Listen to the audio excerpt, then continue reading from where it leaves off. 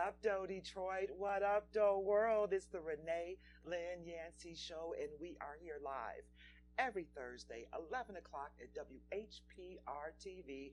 And thank you, Roku TV, those streaming over there. You can find us live. And if you can't make the live show, please join us over at our YouTube station, the Renee, Lynn, Yancy show. You know what to do. You hit, you click, you like, and if you wouldn't mind subscribing. And thank you to all who have subscribed. We are having amazing numbers. I am so excited, and they keep growing and growing because we are powerful in our message to inspire, educate, and motivate while having fun. And today's guests are going to continue with our theme. We have the amazing Nicole Lewis and Princess Castleberry here today in studio, talking about their show, Navigate and Negotiate, their event. But it feels like a show because when you leave there, you got a whole new thing going on. So ladies, thank you so much for joining us today. I'm excited to not only talk about Navigate and Negotiate, and by the way, this is the third Navigate and Negotiate. So shout out to you ladies for creating the theme that we all need to continue in our lives. And so we're going to start off peeling back the onion. Who's Princess Castleberry? Who is Nicole Lewis? How did you become the dynamic women that I know you are? And our audience is going to find out how amazing you are. Fortune 500? Oh, yes. They help businesses not just grow, but expand. Entrepreneurs, non-for-profits, I don't know if there's an industry that they haven't touched. But first, let's find out how they became the dynamic women that they are. So first, actually, I'm going to start out with questions for both of you. So, and then we'll go in a little bit deeper. So, Princess Nicole, tell me one experience that shaped the women that made you today, the women that you are today. One experience that shaped you. Well, I think first and foremost, most of us can probably relate to the idea that our upbringing is what really shapes us the most, right? So I was born and raised on the west side of Detroit. Shout out to the most amazing young single mother, because most people don't know that my mother, was 16 when I was born. Mm-hmm. And so I was born just 3 months after her 16th birthday. And we grew up together. But she did something really profound in how she raised me. Is that she taught me that she was not my friend, but she was better than a friend. And she taught me what a mother really was, a guardian, a champion, somebody who would always be there to help you out, somebody who would always pick you up when you fail. And so she taught me in that sense what being a mother was, what being a woman was, and how that related to friendship and everything around me. But that's my rock. And even today in my success, like she is literally the linchpin to my success, because she gives me a lot of runway to do the things that I wouldn't otherwise be able to do if I didn't have her support. And I've met your mom. Shouts out to mom. Shouts out to yes. And you're right.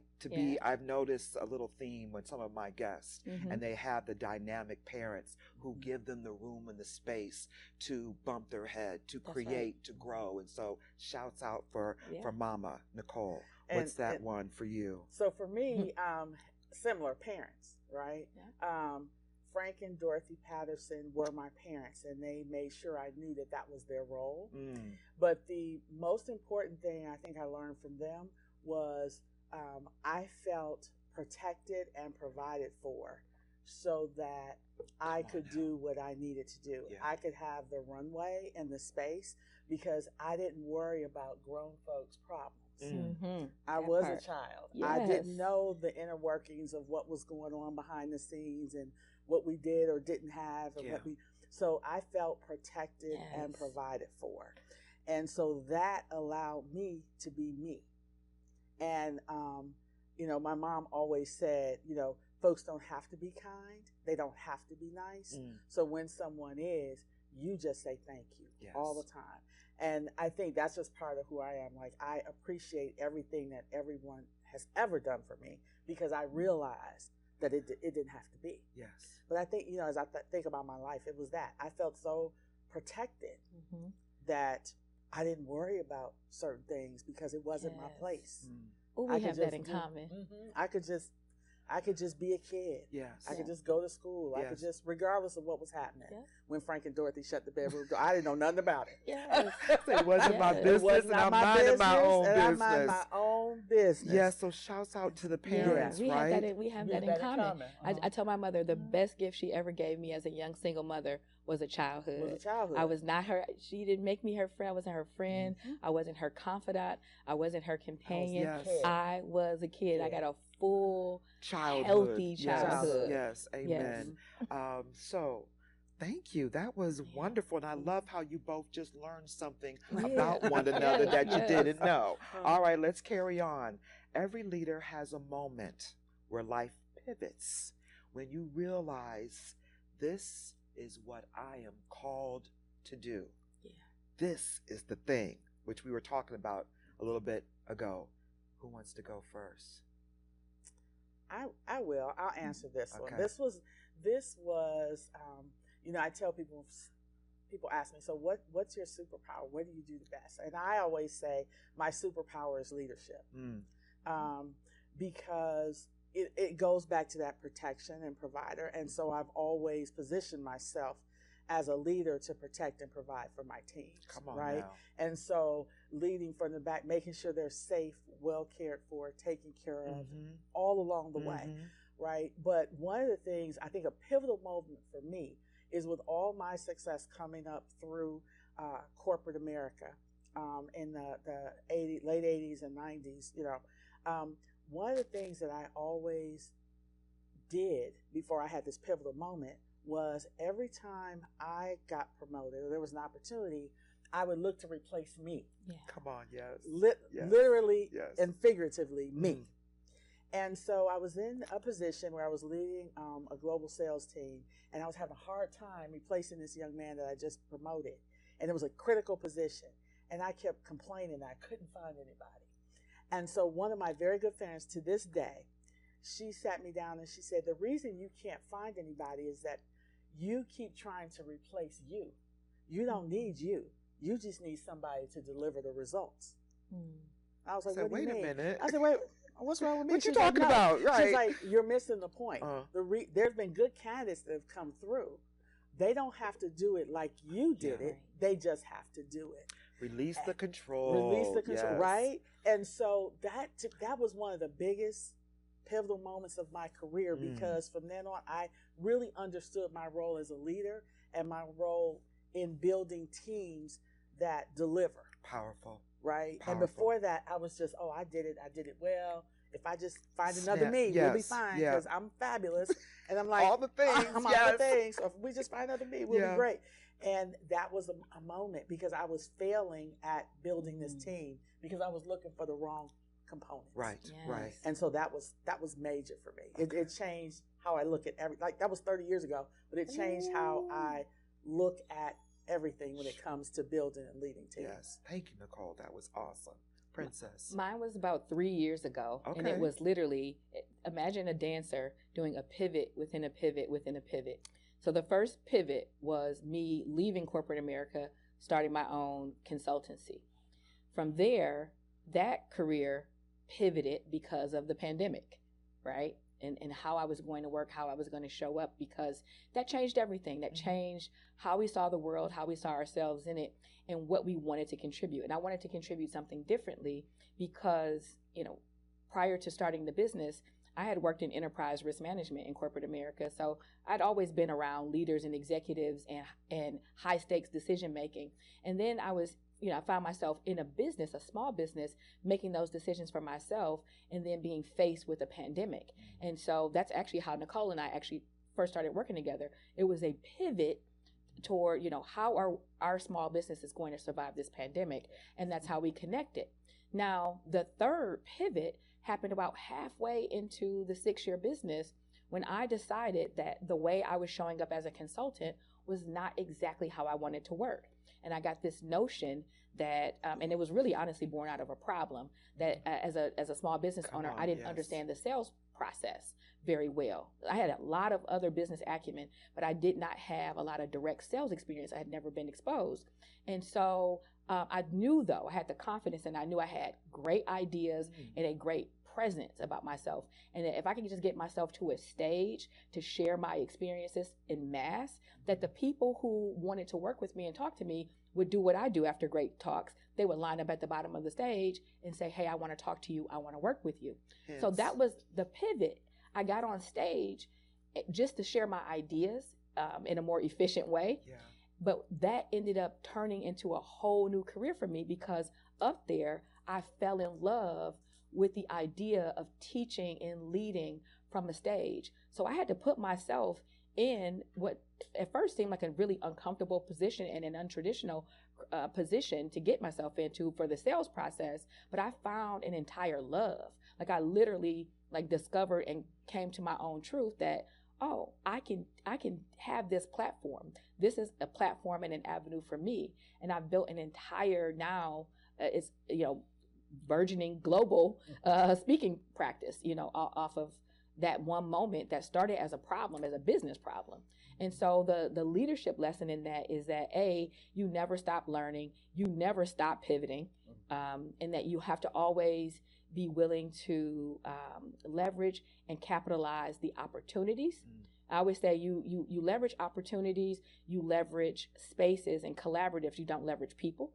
But I was able to build and collaborate with the people that I had relationships with as I leveraged this newfound opportunity. So thank you for the gems. I hope you all are getting these gems. You leverage the opportunity, not the person. That's it. And let me say that is exactly how I met Princess. Was at an event, a Rotary event on the stage, and I was right there in line with everybody else. Oh my gosh, oh my gosh, oh my gosh. And you were so kind to even meet with me afterwards and develop this sisterhood. And that's how I got to meet this wonderful woman. So, shouts out to Rotary. We love you and all the good juju. Yes. But you're right. But at that point, it was, I want to talk too. I got something to say. And you said, find your stage, find your spot. And so here we are in the Renee, Lynn, Yancy show. But let's keep it moving here, ladies. If someone met you 10 years ago, come on now. 10 years a long time ago. If someone met you 10 years ago, what would they be surprised about you today?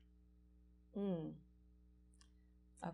You got that first? Go ahead. You want to go first? I saw it. I felt it. Yeah. You were going to say something. I think that they would be, I'm a rule follower. A rule follower, okay.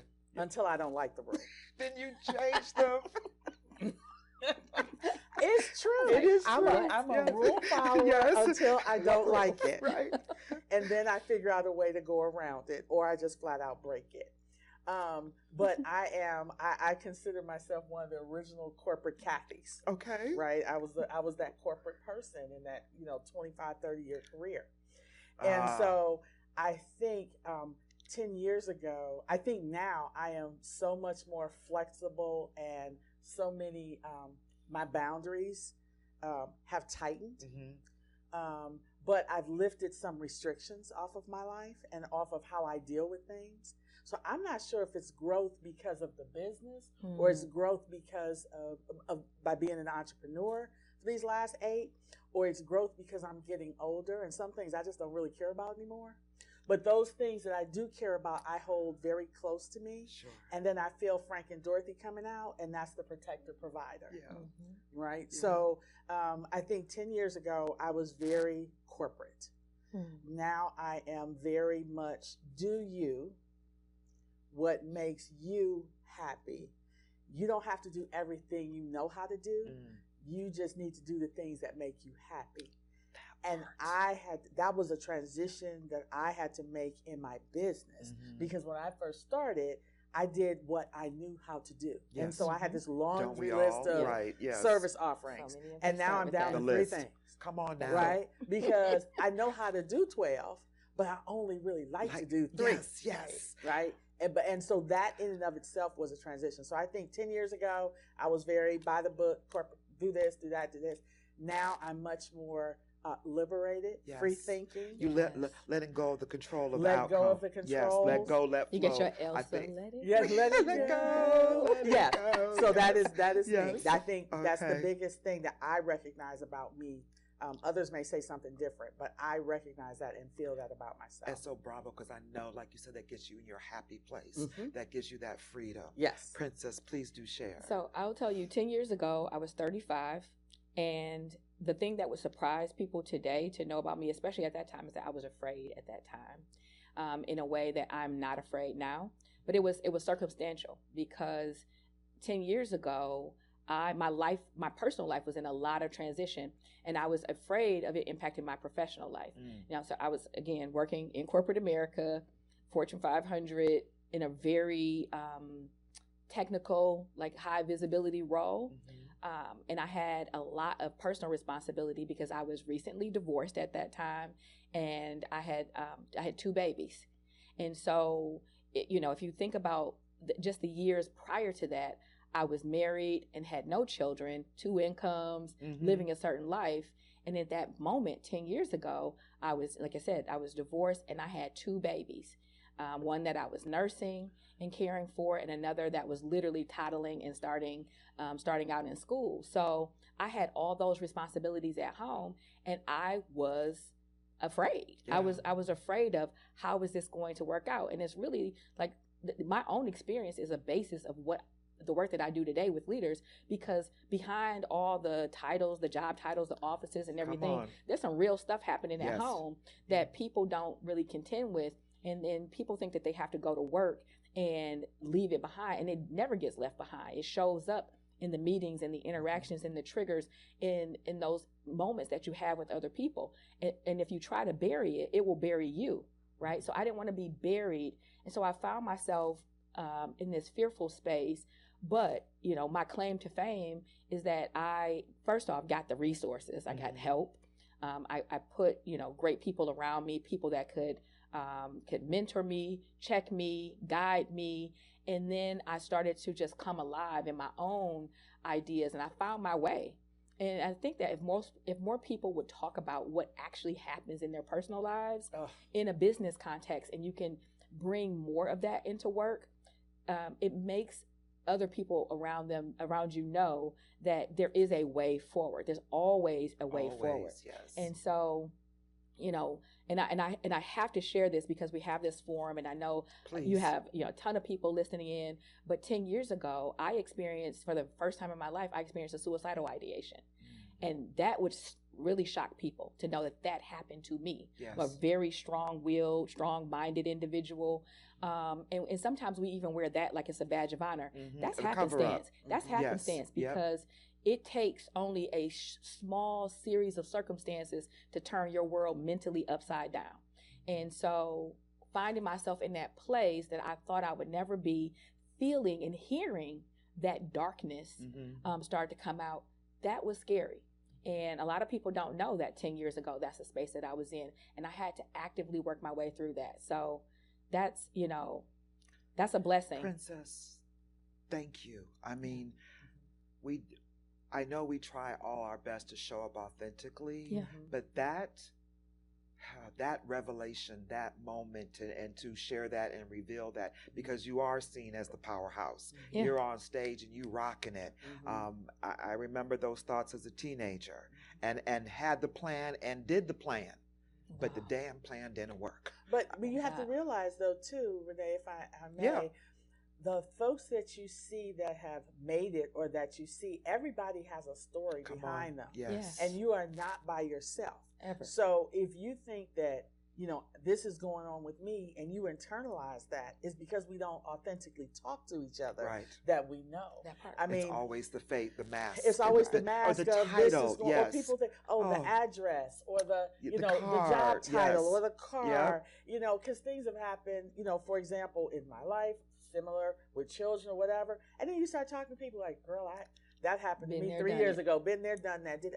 You never said anything. Like, we've been friends 20 years. You never said a thing. So I'm thinking, oh my everything's God, this okay. has happened to me, Yeah. you know, and every other mom that I know was like, oh yeah, I handled that. I had to Especially handle with that the too. hormonal Oh, imbalances, Seriously. and then all the triggers and all of the people that we're juggling and things. Oh yeah. Yeah. Oh yeah. So, ladies, thank you as we started our conversations with some great onion peeling, some deep rooted stuff, Yeah. authentic sharing. So we're gonna go to a quick break, and when we come back, I'm gonna have questions for each one of you. So. In 2 minutes, go get your coffee, go get your tea. Come on back for this amazing conversation with the awesome Nicole Lewis and Princess Castleberry. See you in a few.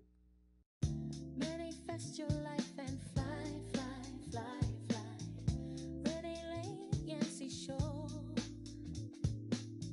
She's a spark, she's the light, she's the voice that feels just right. Watkins Broadcasting is going worldwide. Now you can watch Detroit's own WHPR on your TV from anywhere in the world. No matter where you are, you can stay in the know with WHPR TV and Roku. You can get your easy-to-install Roku box from wherever you shop for your entertainment gear. Once your Roku box is connected to your TV and internet, go to the channel store on the home menu of the Roku box. Enter WHPR TV in the search engine and add it to your channels. That's it. That's all you need to get the best in entertainment, news, and talk, no matter where you are. Roku brings all of your favorites to your TV. Netflix, Hulu Plus, Crackle, HBO Go, and now WHPR TV, Detroit Live.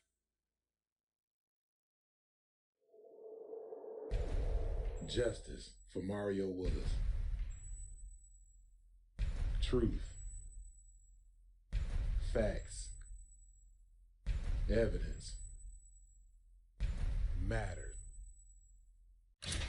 Log into justiceformariowillis.com. Read for yourself.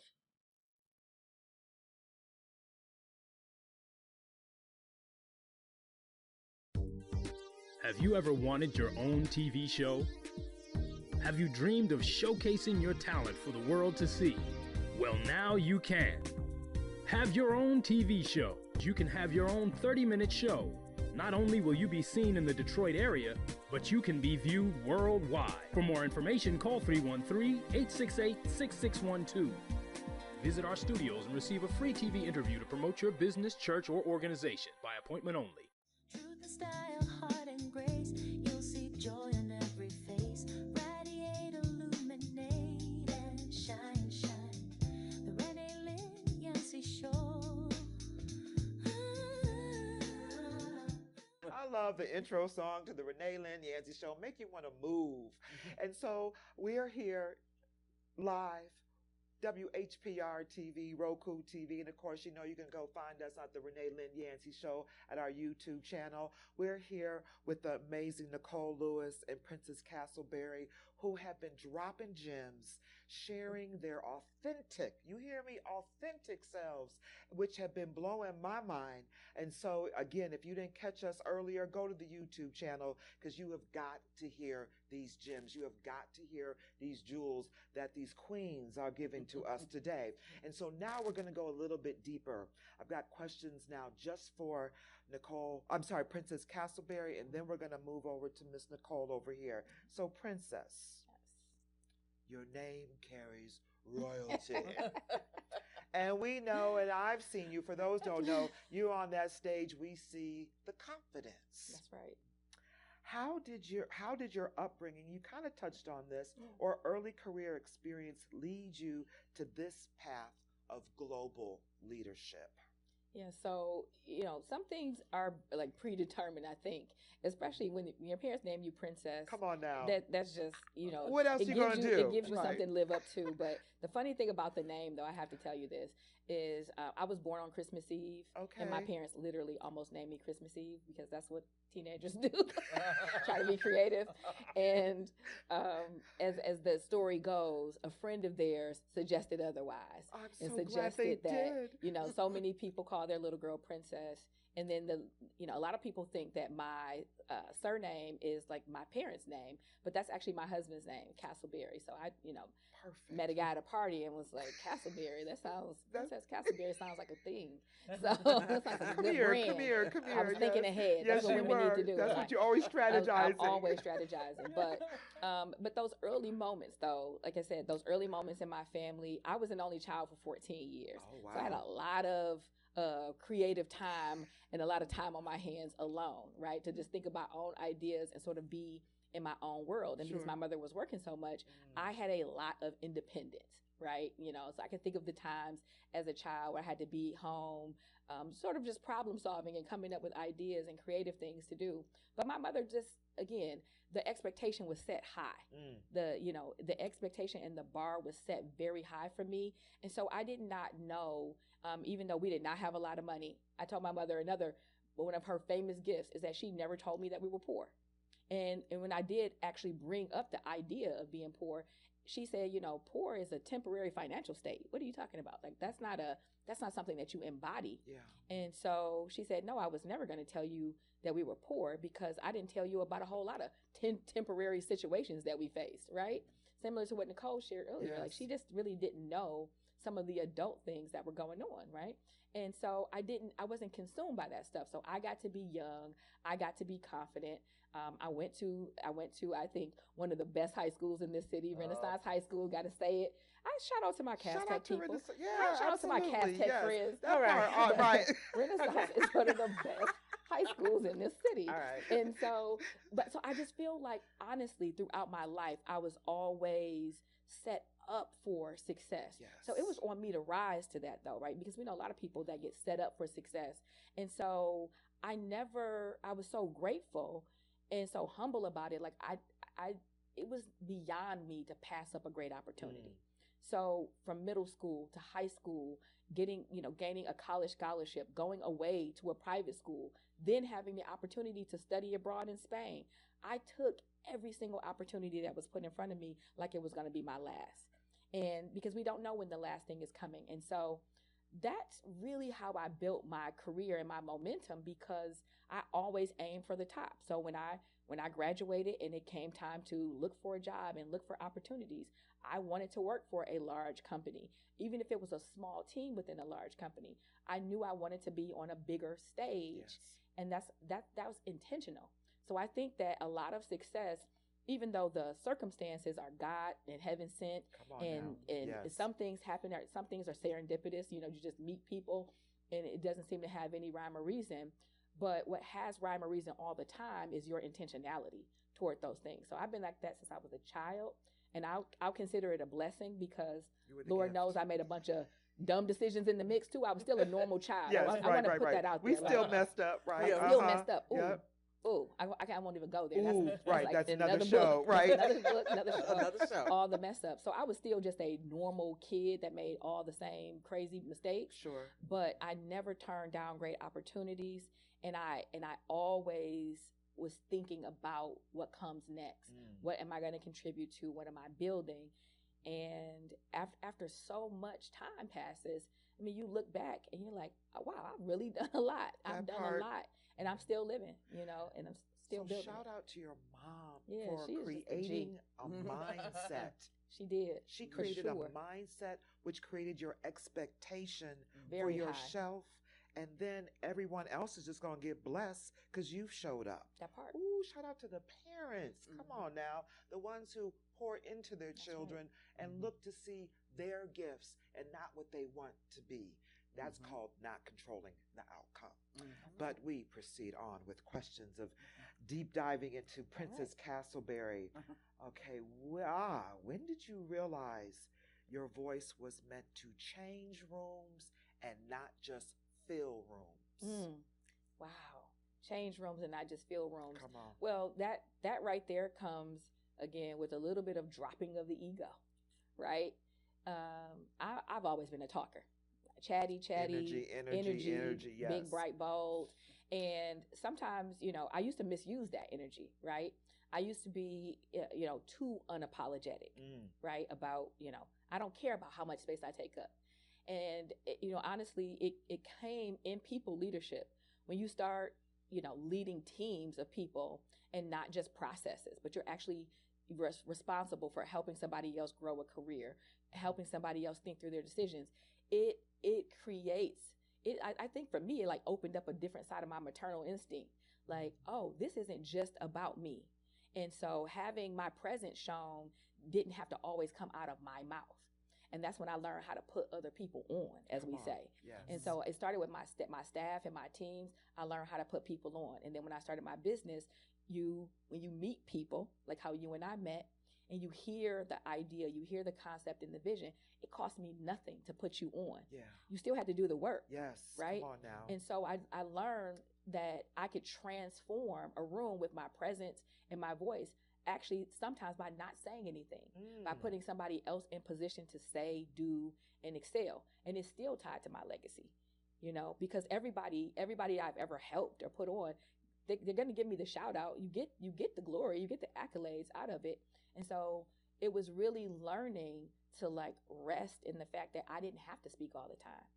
And so that's what it is now. And now, and I'm thinking about the work that I do with my clients. I was on the phone with a client today, and they loved, this workshop, this experience I took their team through. And now they're like, we're having some challenges just within our middle management, our middle leadership. And, we want you to design this new program. I said, I don't have to design a new program. We're going to go back and we're going to deepen the tools that I've already introduced. You're more in power and control than you already know. So I said, do you still have, the framework deck, that I shared? And so I said, pull it out. She pulled it out. And I said, talk me through it. Again, I learned how to, I didn't have to That talk sounds like anymore. navigating, negotiating. Yeah, right? Yes. Yes. I was quiet, and I said, talk me through what you learned. How would you apply this now? Now that you have a real challenge, not the one that we played out in the workshop. You had a real challenge. Now let this come alive. Go. And by the end of the call, we were supposed to be having a discovery call. She said, send me an invoice. Yeah, she said, send me another invoice, because this turned into a full-on consultation. Yes. Wow. Yes. I said, yeah, use what you got. Dig Leverage deeper. what you have. Dig deeper. But I found, I created a transformative moment just this morning in me being quiet, but having her rely on tools I had already introduced. Gems I had already dropped. Pick them up now. That's it. Princess, so power to the person who knows that their pride and their ego is not what's going to turn them on or anybody else, really. It is, I find that it just gets in the way because people make it about them. So they limit their reach, their the ripple effect. So yeah, that's a powerful lesson. Sometimes being quiet is the thing that's needed most. All right, let's go for one more, because I want to make sure we got time for Miss Nicole over here. I'm like, can we get a 2-hour show? We need a 2-hour show. Like, I want to hear this. Yes, I know, right? This is perfect. You're known for merging wellness and leadership together. Yes. What sparked that? What created that moment where you're like, okay, wait a minute, I need to be doing something a little bit different? Yeah. So again, my background is risk management, right? And so it sounds just stressful, just the term by itself. But let me give you in the audience a simple definition of the word risk. A risk is the possibility of harm or loss to something of value. So instead of you having to think about what is risk management or am I a risk manager, think about this idea. Do you have something that you value? And every one of us is going to say, yes, we have a whole host of things that we value. So if you have something that you value and that you're working hard to protect, you are a risk manager. Now, Renee, with that definition of what a risk is and the fact that we're all risk managers, I saw the way that you identify, assess, and build and learn through risks. I saw that as applicable to everything. And so as we were coming through the pandemic and we were going through all these pivots in our business, I said, to myself, what is going to be the number one emerging risk in business? And I was like, it's going to be mental health and well-being. So I positioned myself, again, I'm always positioning myself to be able to leverage what's happening. Like, I can't stop it.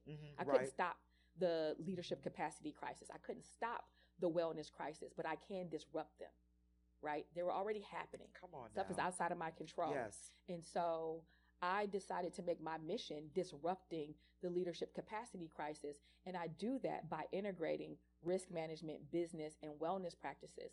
And I had to get more education to be able to do that. Like most risk managers get an MBA, right? That's their career path. You get your bachelor's degree, you get an MBA, and you go into some area of advanced finance management, or in some cases, executive marketing services, right? But I was different. I was really concerned my entire career with three things. I wanted to know how people, adults in particular, how adults learned and why they made the decisions they made, and what made them well and unwell.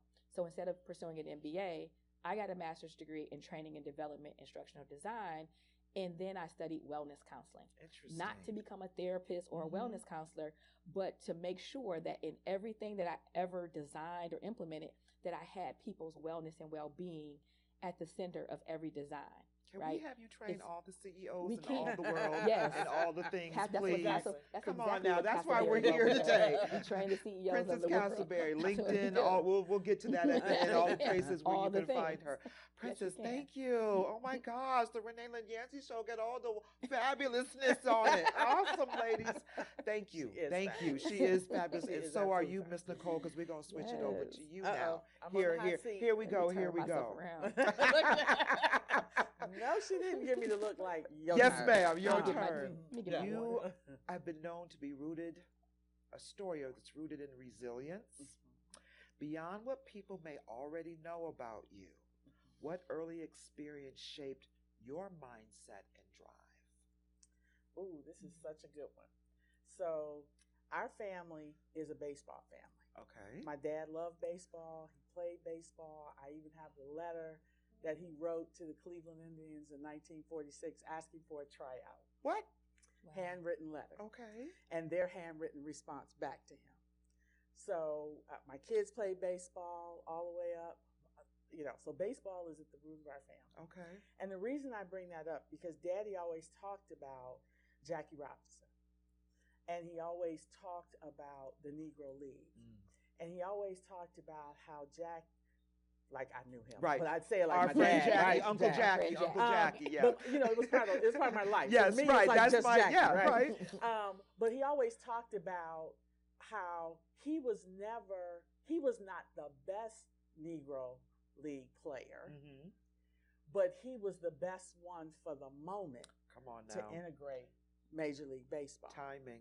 Okay. Yes. So it wasn't only timing; he also had all the other accoutrements, right? He had the college, the UCL. He had all the things that, if there was going to be one that was the only one, I see. he had what it took to be able to withstand what he was going to have to go through. Ooh.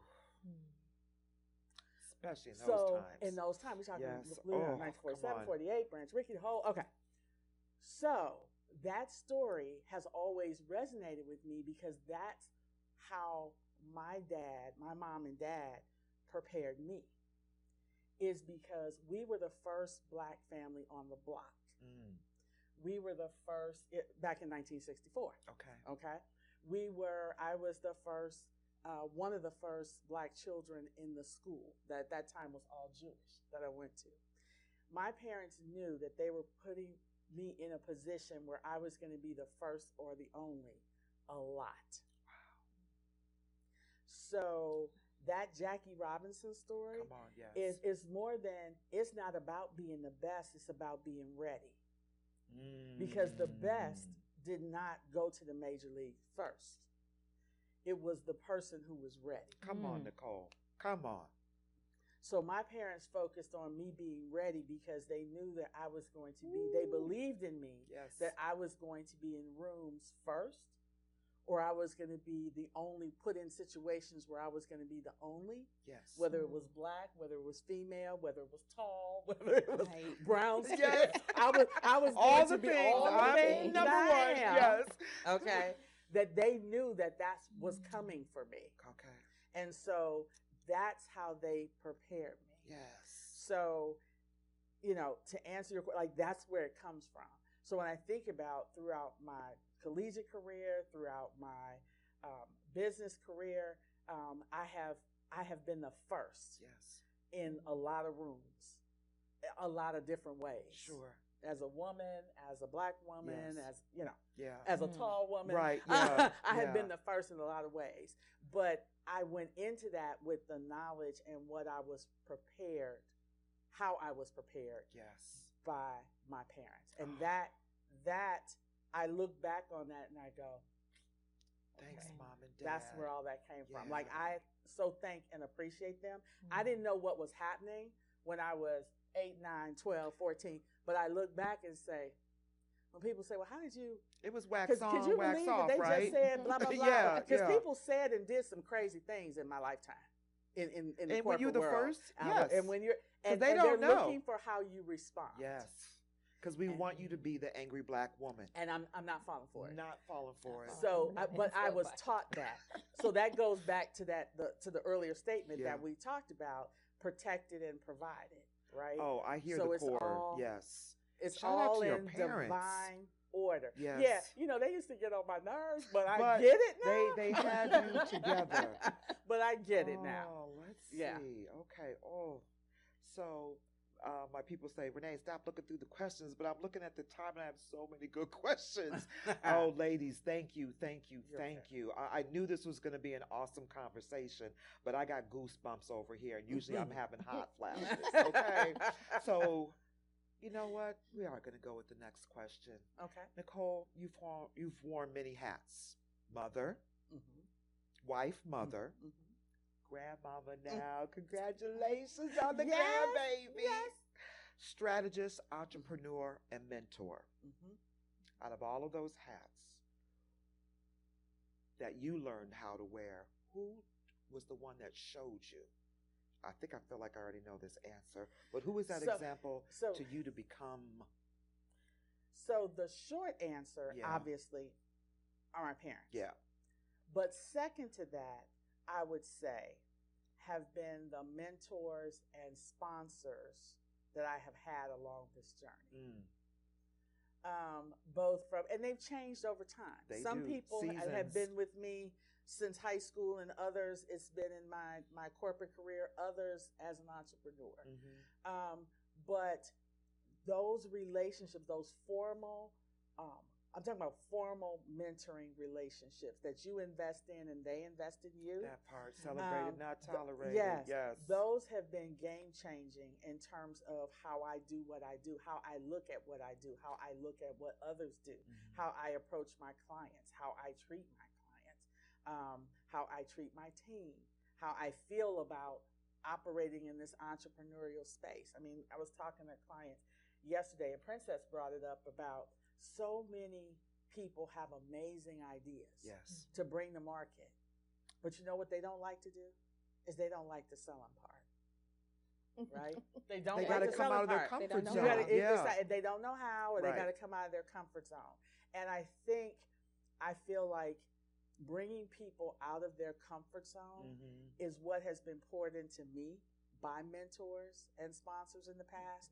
And so I so enjoy doing that for others, because they've said to me, you're minimizing your gift if you think that you don't make an impact when you help bring people out. Yes. And so I think that's been like the best relationships that I've had outside of my parents, Mhm. have been the people who have poured into me, that I now see the nuggets they dropped, Yes. that I get to pour into others. Shouts out to those Yes. folks, right? And Mhm. it's realizing the real impact is if I sow a seed, Absolutely. I get the harvest. Absolutely. And I'm sorry, this look like some good soils over here with you and you. I'm pouring Yes. all the Yes. seeds, as many Yes. seeds as possible. Yes. So thank you, ladies, for letting me take a deeper dive. So Yes, now we're yes. going to go to another short commercial break. But when we come back, we're going straight navigate and negotiate. We're going Woo. to talk about this event happening on October 26th, Yes. how it came to be, what it's going to be, what it used to be, what has changed, and all of it. So go get your coffee, go get your tea, and come right back. We'll see you in just a few minutes. Manifest your life and fly, fly, fly, fly. Renee Lane, Yancy Show. She's a spark, she's the light, she's Have you ever wanted your own TV show? Have you dreamed of showcasing your talent for the world to see? Well, now you can. Have your own TV show. You can have your own 30-minute show. Not only will you be seen in the Detroit area, but you can be viewed worldwide. For more information, call 313-868-6612. Visit our studios and receive a free TV interview to promote your business, church, or organization by appointment only. Watkins Broadcasting is going worldwide. Now you can watch Detroit's own WHPR on your TV from anywhere in the world. No matter where you are, you can stay in the know with WHPR TV and Roku. You can get your easy-to-install Roku box from wherever you shop for your entertainment gear. Once your Roku box is connected to your TV and internet, go to the channel store on the home menu of the Roku box. Enter WHPR TV in the search engine and add it to your channels. That's it. That's all you need to get the best in entertainment, news, and talk, no matter where you are. Roku brings all of your favorites to your TV. Netflix, Hulu Plus, Crackle, HBO Go, and now WHPR TV, Detroit Live. Truth and style, heart and grace, you'll see joy in every face. Radiate, illuminate, and shine, shine. The Renee, Lynn, Yancy show. And welcome back to the Renee, Lynn, Yancy show. We are in our last segment of the show where we got to start focusing on why we're here. We are here for Navigate and Negotiate, an amazing conference that is now in its third year and growing, with the amazing Nicole Lewis and Princess Castleberry, who have been giving us some amazing gems, sharing their authentic selves with us, and like sharing stuff that none of us have ever heard before. So you heard it live right here on the Renee, Lynn, Yancy show. But now, ladies, let's get into Navigate and Negotiate. Yes. So, first question, how did it come to life? The title, you know, the idea, all the things. How did it happen? Well, I had this vision that I had this dream, and I woke up and I thought about it for a long time before I actually took it to Princess. But it was this, what is out there for the 40-somethings and beyond, right? For women, right? Yeah. Like Princess and I have both gone to so many different workshops and conferences, and they're all fun and they're nice, but it's like when I leave there, I still don't know exactly what to do. Mm-hmm. And so I had this idea about, I was like, I want women to come together to vision what's next. You know, as a growth strategist in my business, that's what I do. I help companies plan their strategies, right? Strategic planning. But how do we do it for women? So I took this crazy lopsided couple of bullet points to my dear friend here, Chief Instructional Designer. I just played one on TV. She really has degrees and stuff in it. So I go to her and I was like, I'm thinking. So this was actually like a year before we got into it, because we were like, we don't have time to do anything this year given our schedule. So we were a whole year planning. And it was like, I don't want to cut out magazines, and that's not what I'm thinking. You don't want to do a vision board? No. That was not. That's not the takeaway for this. The takeaway I was thinking about. And so, instructional designer extraordinaire over here, we had worked together on some other projects, and I said, okay, Princess, help me think this through. I need you. I really think we can do this. Yeah. And so she came and said, well, one of the things that we talked about, I said, okay, tell me the vision, right? Because it's like the Stephen Covey mindset, like begin with the end in mind. Yes. When people are walking out of the room, what do you want them saying about the experience? And more importantly, like, what do you want them saying about you? And she's like, what do you mean you? It's us. Like, you're a part of this. That's how like, she was volunteering. Right, yes. You're a part of this. You're like, okay, all right. And so when she explained the vision of, wanting women to walk out, not just inspired, not just empowered, but with a plan, I'm a person, I'm real literal. I'm like, so you wanted to create a strategic planning experience. And she's like, yeah, but I just don't want it to, I want to say that because that sounds boring, right? Because people think, Yeah. and I said, well, there's ways. Like, I'm a girl who loves a good theme. And so we start talking about this concept of a girl's trip. A girl's trip. A road trip. Road trip. And I so love we it. were on Okay. this, I said, so after she planted this idea about this road trip, I said, leave me to my ways. And maybe like a week later, I came to her and I said, navigate and negotiate. Ooh. I said, because when you're driving, when you're going anywhere in life, you have to have some direction. So you have to have a navigation system. You have to have a way to navigate, a plan to go forward. But along the way, risk management comes into play. Yes. There's always risks. So you have to negotiate every turn, right? And so there was that figurative negotiation, and then there's that literal negotiating your way in every aspect of your career, in your family, in your deal. We're constantly negotiating our attention, negotiating for our capacity, negotiating for how we actually show up. So I took that back to her, and she's like, I said, I'm always checking first. I always do an intellectual property check. Let's see if let's see if we can get the website domain. Yes. Let's see if anybody has a trademark on Yeah. it and all these things. And it was just like free and clear on all channels.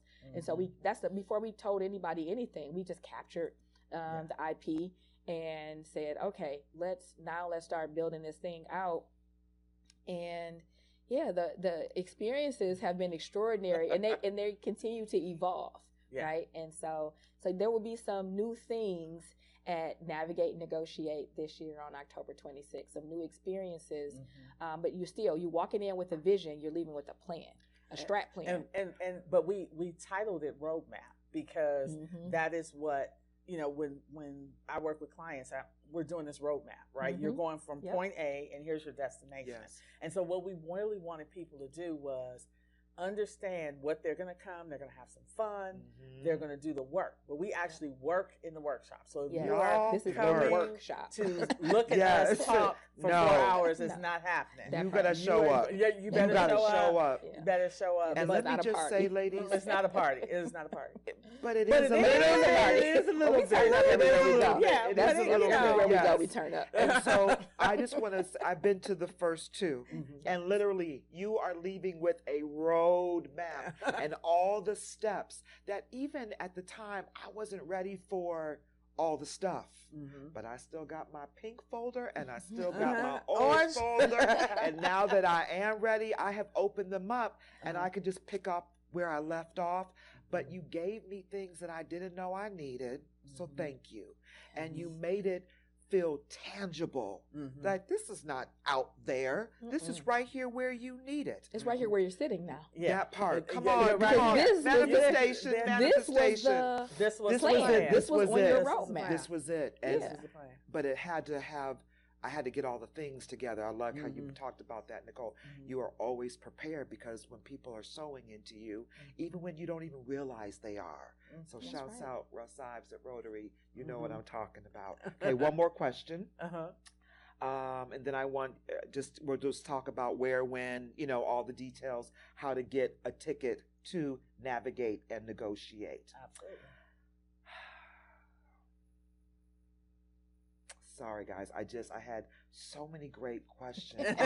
Here's one. She gotta Here's pick one. one. She gotta pick one. I got so many. You have such good experience. That's why, because you've been with us all along the way. Yeah. So And that I is know it. exactly. And it's like, oh, I want to know this, and oh, I want to know this.